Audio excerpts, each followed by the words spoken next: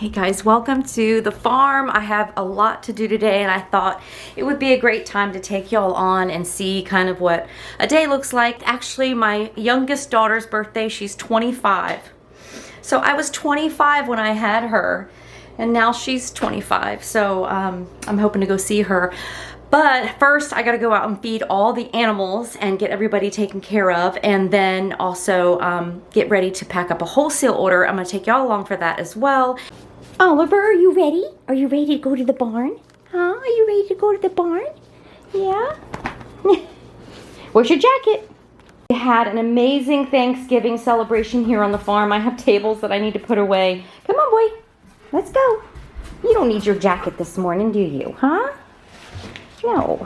We had tons of rain, so I'm going to wear my rain boots.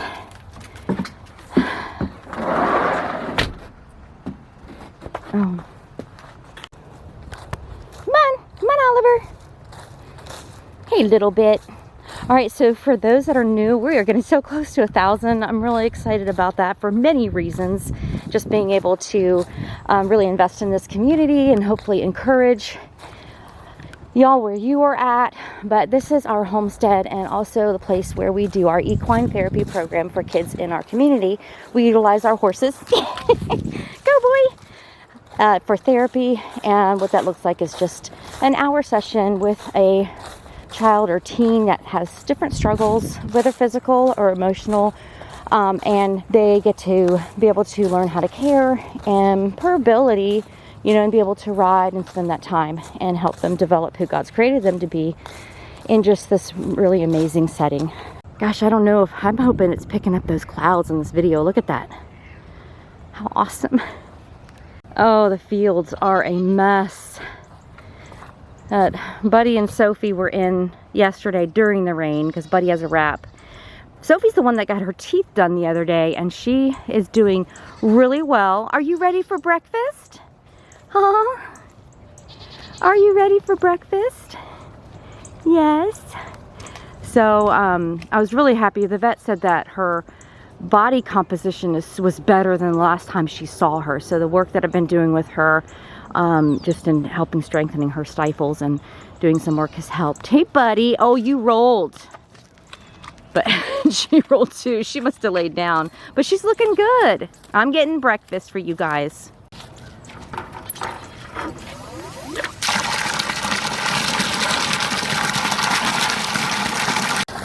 You're so handsome, buddy. Yes, you are. Our stinky boys. Well, only one of them's really stinky. That's Lincoln. I'm hoping to use him next fall as a sire.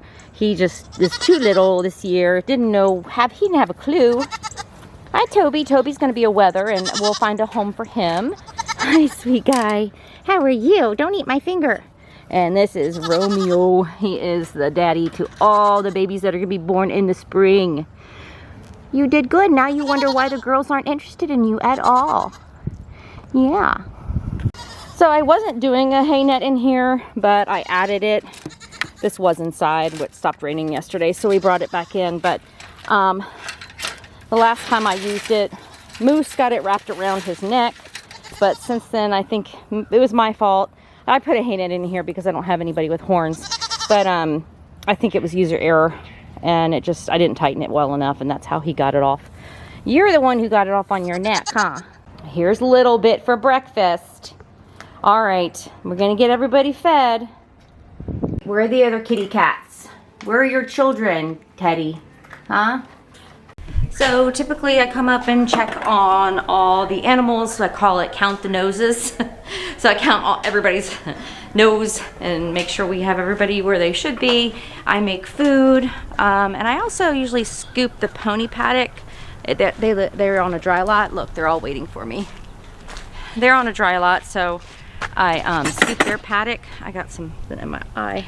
And make food, let it soak. And while the food is soaking, I come out and feed the goats and fill waters, and then I will feed after that. So a quick update on the girls. I believe all 8 are bred, but I still have about 7 days to see if 3 of them go back into heat. Then I'll know. Y'all hungry? Huh? That's Nugget. He's a weather. Molly Moo, you weren't supposed to be bred this year, but, or at least in the fall. So, Bubbles, Sarah, I'm waiting on her. She was bred 2 weeks ago, so I'm waiting another 7 days to see if she goes back into heat. All you 3 there, not the little one, she's not bred. She's too little. I typically like to wait till my does are gonna be 2 years old by the time they kid. That's my kind of my guideline. Star wasn't gonna breed, but I need to wait because she escaped. She did go back in heat. She escaped, so I have another 2 weeks for her, and then Nellie, the other one who stands back. Nellie, where are you? There you are. So I think she was bred. She busted out. I wasn't gonna breed her. So, all right, y'all ready for food? Huh?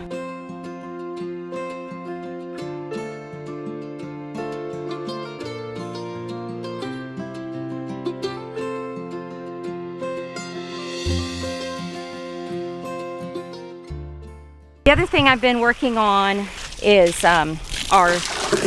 getting our therapy sessions scheduled for the first week. It looks like the first week in March when we start back. Until then, I do farm visits or farm stores open, which I'll have to go in before we go down to the house, just to do a quick inventory on some things. And also youth volunteers we have. I don't have youth volunteers on Monday. Typically Monday, Thursday, and Sunday are my days to actually get some things done at the house. And, you know, life stuff. I also homeschool our son, who's our last one out of 5 at home. So he's homeschooled, so we work on that as well, and it just helps me catch up on some things. So yeah, Tuesday, Wednesday, Friday, Saturday are youth volunteers. And Saturday we've been having our farm store open. But I'm really working on schedules for the spring, and all the goat births we're gonna be having, which may happen the week also that we start our sessions. That will be interesting. So make sure you follow along, because there's going to be a lot happening. Hold on a little bit. I'm bringing you water. You scratching your head? Huh?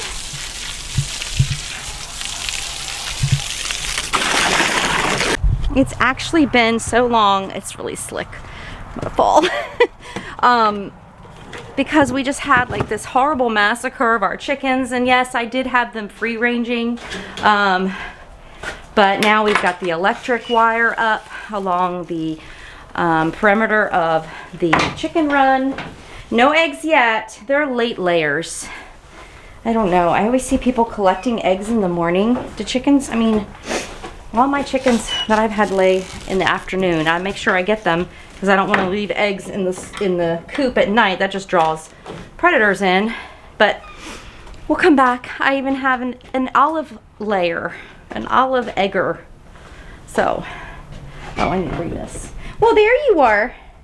There you are, Jerry. Our little hay feeders are doing well. I have to make sure that Weston's the one that helps fill them. But the biggest thing is that I need to make sure it's not, I have to push it down to make sure the hay is in there. Now, Heather from Sage and Stone Homestead, she asked about if there are mice, you know, possibly building nests, but they go through the hay and we can pull it up and push it through, and so far it's been really great. But Weston, that's one of his chores. He'll come up here and fill these all the way and make sure that they're pushed to the opening right there so they can eat through. But it stays dry. It's just the task of pushing it down. And they still do get hay in. I've been trying to cut down on that. But for the most part, they're definitely a great use because the volunteers can feed the goats without having to go in. Less goat escape. All right, I'm gonna finish feeding, and I just kind of do this per herd. And then I'm gonna take y'all down, once I get cleaned up, get something to eat, I'll take y'all down and pack. You can help me pack the wholesale order that's gotta go out, and I have 4 orders that came in yesterday. One's a barn pickup order. The other one I have to ship out. So you kind of see my process a little bit. If you're interested, hang out some more and get to see that.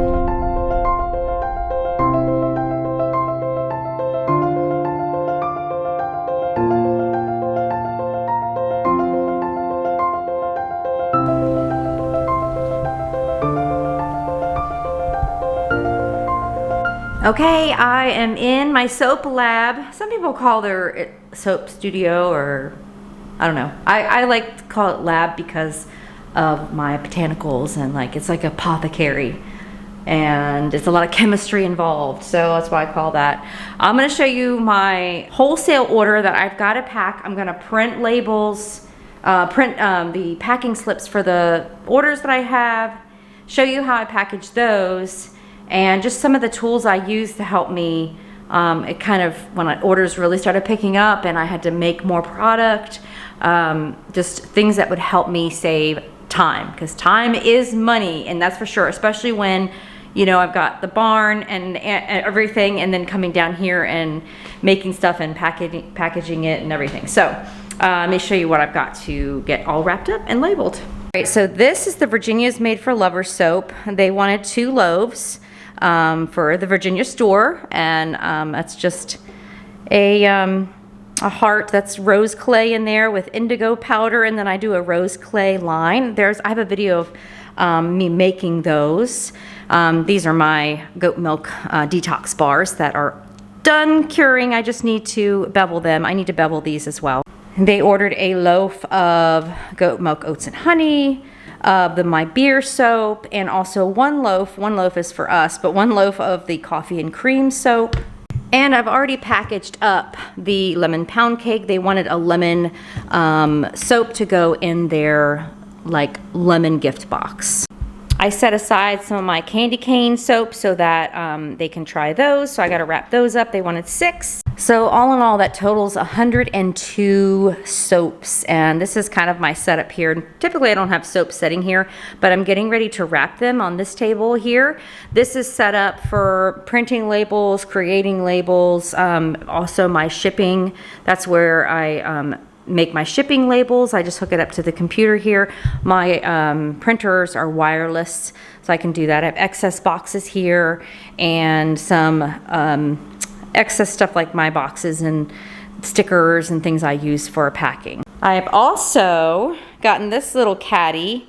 Isn't this nice? So I can roll this. There's a table missing. These are some of my shipping boxes. I'm putting a table here as well.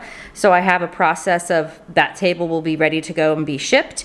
But I can move this caddy around and be able to, you know, with my stickers and tissue paper and things that I need, the twine, little note cards and samples that I like to put samples in each order, and that keeps me warm.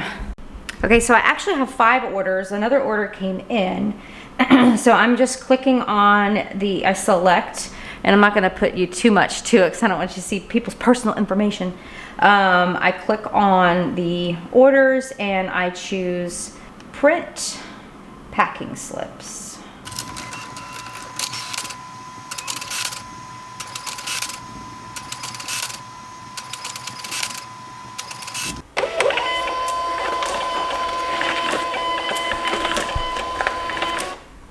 So I love packing orders. This is a little stamp I put on there at the top of the package.